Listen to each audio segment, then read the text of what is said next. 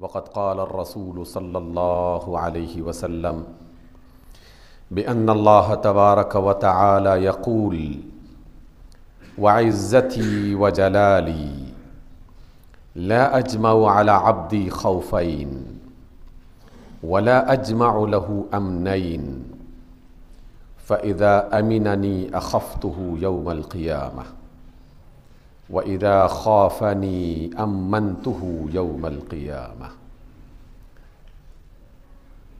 وقد قال الرسول صلی اللہ علیہ وسلم وعن علی بن ابی طالب رضی اللہ عنہ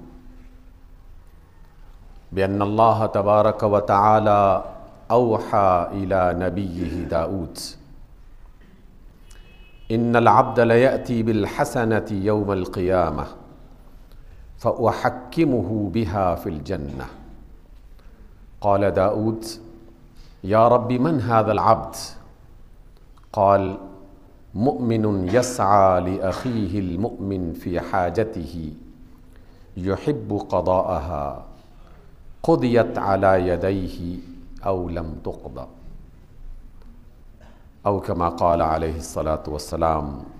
وصدق ما قاله علیہ الصلاۃ والسلام۔ سامعین گرامی، رسول رحمت و حکمت کی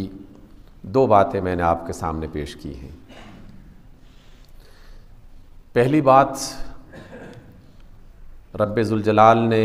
جو نبی صلی اللہ علیہ وسلم کو بتائی اور رسول رحمت علیہ السلام نے ہمیں بتائی، وہ یہ تھی کہ اللہ فرماتے ہیں وعزتی وجلالی، مجھے قسم ہے اپنی عزت کی اور مجھے قسم ہے اپنے جلال کی، لا اجمع علی عبدی خوفین، کہ میں اپنے بندے کے دل میں دو خوف جمع نہیں کروں گا، ولا اجمع له امنین، اور دو سلامتیاں بھی جمع نہیں کروں گا۔ اور پھر اس بات کی وضاحت اس انداز میں کی گئی، رسول اللہ نے فرمایا کہ اللہ نے اس کی وضاحت یوں کی کہ فَإِذَا أَمِنَنِي أَخَفْتُهُ يَوْمَ الْقِيَامَةِ، اگر کوئی میرا بندہ دنیا میں مجھ سے بے خوف رہا تو قیامت کے روز میں اسے خوف میں مبتلا کر دوں گا۔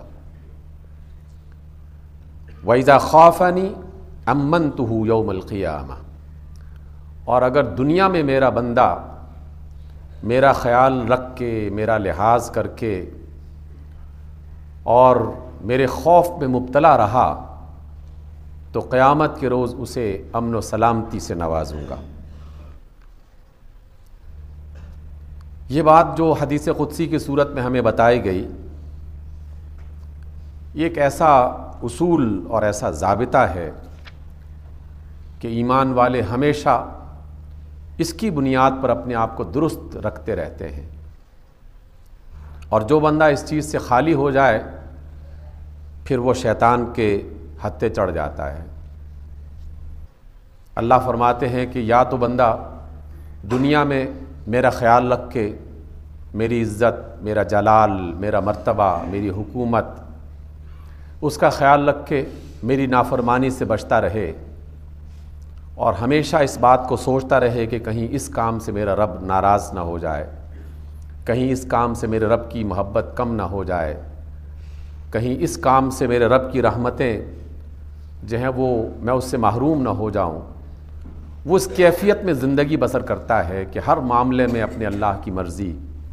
ہر معاملے میں اللہ کی خوشی، اور ہر معاملے میں اللہ سے ناراضگی، اللہ کی ناراضگی سے بچنے کا خیال اس کے ذہن میں رہتا ہے۔ جس بندے کی دنیا کی زندگی اس انداز میں گزری تو قیامت کے بعد جو سی زندگی ابدی اور مستقل طور پر ملنے والی ہے، اس زندگی میں اللہ فرماتے ہیں کہ میں اسے امن و سلامتی سے نواز دوں گا، ہر قسم کے خوف سے آزاد کر دوں گا۔ جو دنیا میں اللہ کے خوف سے میں مبتلا رہا، وہ دنیا کے بعد ہر قسم کے خوف سے آزاد کر دیا جائے گا، اور جو دنیا میں اللہ کا خوف محسوس نہ کر سکا اللہ کی عزت کو، اللہ کے جلال کو، اللہ کی پکڑ کو، اللہ کی رحمت کو، اس کی بادشاہت کو سمجھ نہ سکا یا اس کو پیش نظر نہ رکھ سکا، اور اپنی مرضی سے جس طرح دل چاہا کام کیا، جو من میں آیا کہہ دیا، اور جس کی خواہش ہو گئی اس کو پورا کرنے کی اس نے ہر اچھے برے طریقے کو اپنا لیا۔ دنیا میں جو شخص اللہ سے بے خوف ہوا تو اللہ تعالیٰ اسے قیامت میں خوف میں مبتلا کر دے گا، اور قیامت کا جو خوف ہے اس کا دنیا میں کوئی شخص اندازہ نہیں لگا سکتا کہ وہ خوف کس قدر شدید ہوگا اور اس کی کیا کیفیت ہوگی۔ اس قدر شدید کہ سارے انبیاء اور سارے رسول اس قیامت کی ہیبت کو، اللہ کے جلال کو، اس کی حکومت کی وسعت کو جب دیکھ رہے ہوں گے اپنی آنکھوں سے تو ہر ایک شخص نفسی نفسی پکار رہا ہوگا کہ آج تو مجھے اپنی فکر کرنی ہے۔ آدم سے لے کر جناب مسیح ابن مریم تک ہر ایک بندہ اس فکر میں مبتلا ہوگا۔ تو قیامت کے خوف سے وہی شخص بچ سکے گا کہ جو دنیا میں اللہ کے معاملات پر، اللہ کی مرضی پر غور کرتا رہا اور اس کی روشنی میں اپنے آپ کو غلطی سے اور غلط کاموں سے بچانے کی کوشش کرتا رہا۔ بشری تقاضے سے، انسانی کمزوری سے کوئی گناہ ہو بھی گیا، کوئی غلطی ہو بھی گئی تو فوراً اپنے آپ کو صاف کرنے کی کوشش کی، استغفار کرنے کی کوشش کی، توبہ کرنے کی کوشش کی، جو زیادتی ہوئی اس کا ازالہ کرنے کی کوشش کی، اور اسی عالم میں اس کی زندگی بسر ہو گئی۔ یہی طریقہ ہمیں اپنانا ہوگا، اور جن لوگوں نے یہ طریقہ اپنایا تو دنیا میں ان کی زندگی مشکلات میں بسر ہونے کے باوجود بھی ان کا ایمان محفوظ رہا، ان کی عزت محفوظ رہی، اور اللہ تعالیٰ کی رحمت سے وہ محروم نہ ہو سکے۔ کٹھن زندگی بسر کی لیکن اطمینان کے ساتھ بسر کی، اور اس کے مقابلے میں جنہوں نے اللہ کو نظر انداز کر دیا تو زندگی میں بہت مال و متاع جمع کیا، لیکن جو سب سے بڑی رحمت ہے اللہ تعالیٰ کی دنیا میں عزت کی شکل میں اور اللہ کی رحمت کی شکل میں، وہ اس سے محروم ہو گئے۔ اور اس کا جائزہ لینے کے لیے آپ کو زیادہ تردد نہیں کرنا پڑے گا، بلکہ اپنے آس پاس اور اپنے ذہن میں پائی جانے والی شخصیات کا جائزہ لے لیں کہ کس فرد کا نام لیتے ہی آپ کے دل میں اس کے لیے دعائیں نکلتی ہیں، اور کس کا ذکر آتے ہی لوگوں کی زبان پر اس کے لیے لعنت ملامت کے الفاظ نکلتے ہیں۔ عزت کا تعلق اللہ تعالیٰ کی اس حکمت سے ہے کہ جو انسانوں کے درمیان میں وہ اپنی مشیت کے مطابق عطا کرتا ہے۔ اس لیے سامعین محترم، ہم اپنے آپ کا اگر جائزہ لیں تو ہم میں سے ہر فرد کم یا زیادہ اس کیفیت میں مبتلا رہتا ہے کہ جب کبھی اس نے اللہ کو نظر انداز کیا اور اللہ کی حکومت اور اس کے اقتدار اور اس کی ہستی کو اپنے دل سے آزاد کیا تو گناہ کرنا اس کے لیے آسان ہو گیا، اور جب اس نے محسوس کیا کہ مجھے دیکھنے والا، مجھے سننے والا اور مجھے ہر چیز سے محروم کرنے والا وہ موجود بھی ہے اور وہ یہ کر سکتا ہے، تو پھر بے شمار گناہوں سے وہ بغیر کسی نگرانی کے بچتا بھی رہا اور بچ سکتا بھی ہے۔ تو ہمیں یہ بات دیکھنی ہے، ہمارا انفرادی معاملہ اور ہماری اجتماعی کیفیت کچھ اسی انداز سے گزر رہی ہے کہ ہم دنیا میں اللہ تعالیٰ سے بے خوف ہو گئے ہیں، اور دنیا میں اللہ سے بے خوف ہونے کا نتیجہ کیا ہے کہ اللہ تعالیٰ نے ہر قسم کے خوف میں ہمیں مبتلا کر دیا ہے۔ دنیا میں ہر قسم کا خوف ہم پر اس وقت مسلسل چھا رہا ہے، اور ہر آنے والا دن پہلے کے مقابلے میں زیادہ شدید اور زیادہ پریشان کن بنتا چلا جا رہا ہے، اور اللہ کی محبت کو اختیار کرنے کے لیے اس کی نافرمانی سے بچنا بہت لازمی ہے۔ اس لیے سامعین محترم، رسول اللہ صلی اللہ علیہ وسلم کا سب سے پہلا فرمان تو یہی ہے کہ ہم دنیا میں اللہ کا خیال رکھیں، اللہ کا لحاظ رکھیں، اللہ کی ہستی کو اپنے ذہن میں بٹھائیں کہ وہ دیکھنے والا، سننے والا، پکڑ کرنے والا، قوت اور اختیار رکھنے والا، ہر چیز پر قدرت رکھنے والا ہے، تو پھر یقیناً میرا ہر قدم صحیح سمت میں چلے گا اور میں غلطی سے اپنے آپ کو بچانے کی کوشش کرتا رہوں گا۔ اگر ایسا نہیں ہے تو دنیا میں خوف مزید بڑھتا چلا جائے گا، پریشانیوں میں اضافہ ہوتا چلا جائے گا، اور قیامت کے بعد تو پھر اس خوف کی کوئی انتہا نہیں ہوگی، اور اس کو کوئی شخص بتا نہیں سکتا کہ وہ کس انداز کا خوف ہوگا۔ اس لیے میری آپ سے درخواست، اور میں اپنے آپ کو بھی آپ کا ہی ایک حصہ بناتے ہوئے اور سمجھتا ہوں کہ ہم سب کی یہ ذمہ داری ہے کہ اپنے معاملات کے حوالے سے اللہ کی ہستی کا خیال رکھیں، اور اس کے ہر وقت حاضر و موجود ہونے کا تصور اپنے ذہن میں رکھتے ہوئے اپنے دل میں اللہ کی محبت، اس کی رحمت اور اس کی پکڑ کا خوف، اس کو زندہ رکھیں گے تو گناہ سے بچنا آسان ہو جائے گا اور نیکی کرنا آسان ہو جائے گا۔ اور اگر یہ نہیں رکھا جائے گا تو پھر جو ہم کر رہے ہیں وہ ظاہر ہے کہ کرتے چلے جائیں گے۔ اور رسول رحمت علیہ السلام کا ایک فرمان یہ بھی ہے کہ اگر کوئی شخص یہ دیکھتا ہے کہ وہ نافرمانی کر رہا ہے پھر بھی مسلسل اسے آسانیاں ہی مل رہی ہیں، دنیا کی دولت اسے مسلسل مل رہی ہے، درجے مسلسل بڑھ رہے ہیں، تو سمجھ لو کہ اللہ تعالیٰ نے اسے ڈھیل دے رکھی ہے، اور کسی بھی دن اچانک اس کا عذاب اس پر مسلط ہو جائے گا، اور ساری کی ساری چیزیں جو اس کے پاس موجود ہیں وہ اس سے محروم ہو جائے گا۔ اس لیے نافرمانی کی صورت میں عزت ملنا، اس کا مطلب یہ نہیں ہے کہ وہ واقعی وہ درست سمت میں چل رہا ہے، کیونکہ نافرمانی کے معیار تو قرآن اور رسول اللہ صلی اللہ علیہ وسلم کی سنت ہی بن سکتی ہے۔ اس لیے سامعین محترم، ہم اپنی زندگی کا جائزہ اور اپنے ملک کا جائزہ اسی حوالے سے لیں تو پھر معاملات سدھرنے کے کچھ امکانات موجود ہو سکتے ہیں۔ اللہ کو درمیان میں سے نکال دیا جائے گا تو یقیناً پریشانی شروع ہو جائے گی۔ دوسری بات جو رسول اللہ صلی اللہ علیہ وسلم نے بتائی اور جس کو روایت کرنے والے جناب علی ابن ابی طالب ہیں کہ اللہ نے اپنے نبی داؤد علیہ السلام کو ایک بار یہ وحی کی اور کہا کہ اے داؤد، میرے بندوں میں سے ایک بندہ ایسا بھی ہے جو قیامت کے روز ایک طرح کی نیکی لے کے آئے گا یا ایک نیکی لے کے آئے گا، میں اس ایک نیکی کو اس قدر زیادہ توانا اور مضبوط اور بہترین بنا دوں گا کہ اسی کے سبب سے اسے جنت میں لے جاؤں گا، اسی ایک نیکی کے سبب سے اسے جنت کا حقدار ٹھہرا دوں گا۔ جناب داؤد علیہ السلام پوچھتے ہیں کہ یا رسول اللہ، وہ کون سا آدمی ہے، وہ کون سا مومن ہے کہ جس کی آپ ایک نیکی اس قدر زیادہ پسند کریں گے کہ اس کی وجہ سے جنت کا حقدار ٹھہرے گا؟ تو رب ذوالجلال فرماتے ہیں کہ وہ مومن، ایمان تو پہلی شرط ہے، وہ مومن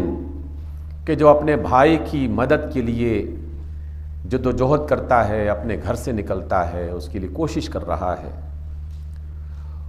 جو بھی بندہ اپنے بھائیوں کی مدد کرنے کے لیے اپنے گھر سے نکلتا ہے اور کوشش کرتا ہے،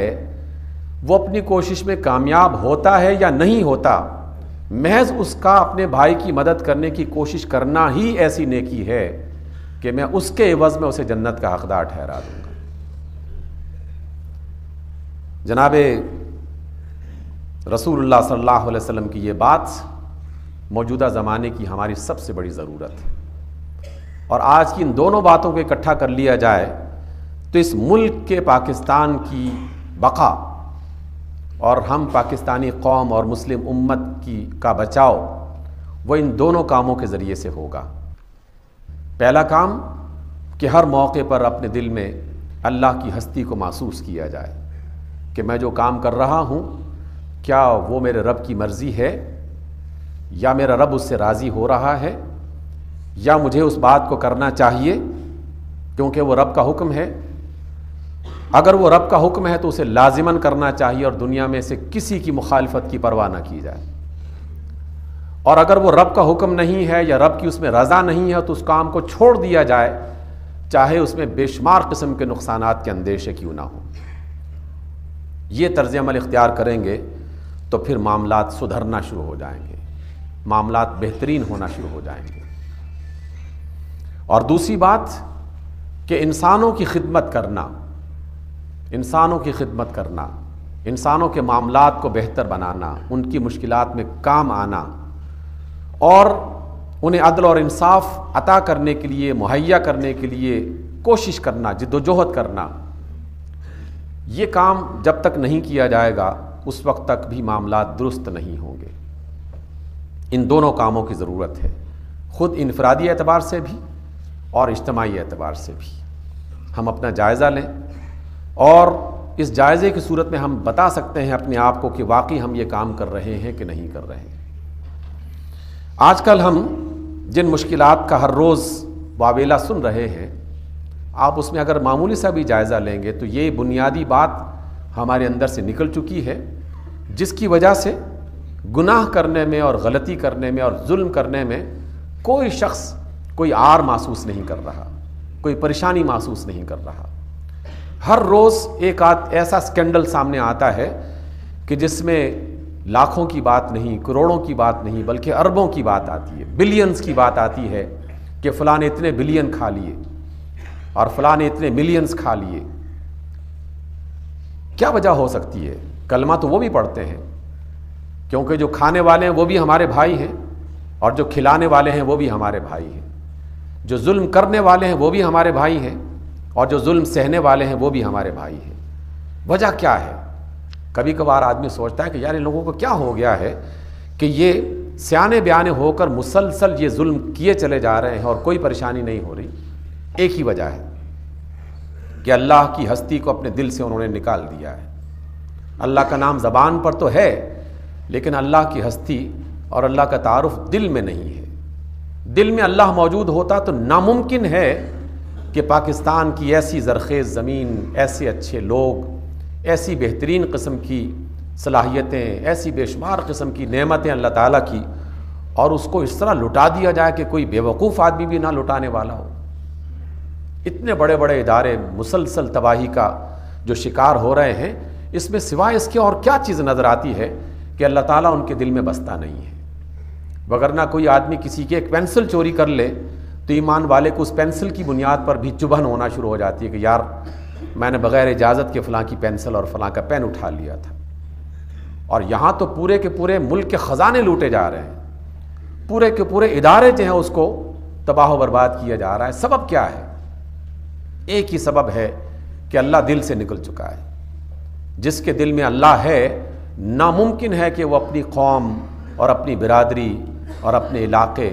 اور اپنی ملت کے مال کے ساتھ اس طرح کا ظلم کرے کہ جو کوئی ظالم سے ظالم آدمی بھی کسی زمانے میں نہ کرتا رہا۔ اس وجہ سے مجموعی طور پر بھی ہماری ذمہ داری ہے، اور انفرادی طور پر میں آپ سب کو، اور میں خود اس میں شامل ہوں، میں اس کا ذمہ دار ٹھہراتا ہوں کہ جتنے بھی لوگ اس وقت ظلم کر رہے ہیں، ڈائریکٹ یا انڈائریکٹ،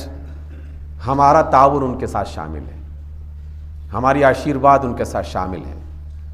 اس لیے اگر اس بڑے مجرم کی پکڑ ہوگی تو اس بڑے مجرم کے ساتھ کھڑے ہوئے لوگ بھی اس سے اپنے آپ کو بچا نہیں سکیں گے، جو ان کو حوصلہ دے رہے ہیں، جو ان کے جھنڈے بلند کر رہے ہیں، جو ان کے زندہ باد کے نعرے لگا رہے ہیں، جو ان کو بڑی عزت کے ساتھ اقتدار کی کرسی سونپ رہے ہیں۔ یہ مت سمجھیے کہ صرف وزیر صاحب ہی پکڑے جائیں گے۔ اس وزیر صاحب کو اس منصب پر پہنچانے والے وہ مزدور اور وہ کسان بھی پکڑے جائیں گے، وہ دکاندار بھی پکڑے جائیں گے، وہ ورکرز بھی پکڑے جائیں گے کہ جنہوں نے بغیر سوچے سمجھے ایسے نادان لوگوں کو کہ جن کے دل میں اللہ کا خوف نہیں ہے، ان کی مدد کی، ان کے ساتھ تعاون کیا اور ان کے ہمدرد بنے، اور اپنی قوت کے ذریعے سے، اپنے تعاون کے ذریعے سے یہ اقتدار ان کے ہاتھ میں دیا، وہ پکڑے جائیں گے۔ کیونکہ اقتدار جو دیا جاتا ہے اس میں میرا اور آپ کا کردار کیا ہے؟